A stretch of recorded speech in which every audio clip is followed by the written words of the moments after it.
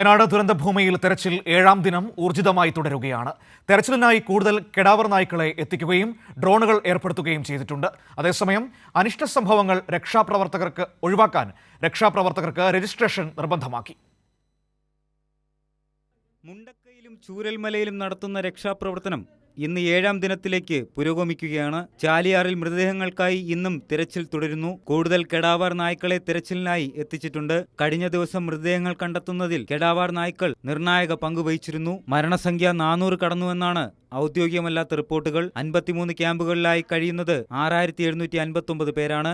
Bailey പാലം കടന്ന് ചൂരൽമലയിലേക്കും മുണ്ടക്കയിലേക്കുമുള്ള പ്രവേശനം രജിസ്ട്രേഷൻ മുഖേന നിയന്ത്രിച്ചിരുന്നു. ഇന്നു മുതൽ ഒരു ദിവസം രാവിലെ 6 മുതൽ 9 വരെ ബെയിലി പാലത്തിലൂടെ 1500 പേരെ മാത്രമേ കടത്തിവിടൂ. കൂടുതൽ ആളുകൾ വരുന്നത് തിരച്ചിലിനും സന്നദ്ധ പ്രവർത്തനത്തിനും മറ്റും ബുദ്ധിമുട്ടുണ്ടാക്കുന്ന സാഹചര്യത്തിലാണിത്. കഴിഞ്ഞ ദിവസങ്ങളിൽ നടന്ന പ്രവർത്തനങ്ങൾ തുടരുന്നതിനോടൊപ്പം വിദഗ്ധർ കണ്ടെത്തിയ ഹോട്ട്സ്പോട്ടുകൾ കേന്ദ്രീകരിച്ചുള്ള പ്രത്യേക പരിശോധനയാണ് ഇന്ന് നടക്കുകയെന്ന് മന്ത്രി എ.കെ. ശശീന്ദ്രൻ പറഞ്ഞു. 4 ഹോട്ട്സ്പോട്ടുകൾ കണ്ടെത്തിയിട്ടുണ്ടെന്നും അവിടെ പരിശോധന നടക്കുമ്പോൾ തന്നെ മറ്റു സ്ഥലങ്ങളിലും എല്ലാ സേനകളുടെയും പരിശോധന നടക്കുമെന്നും മന്ത്രി പറഞ്ഞു.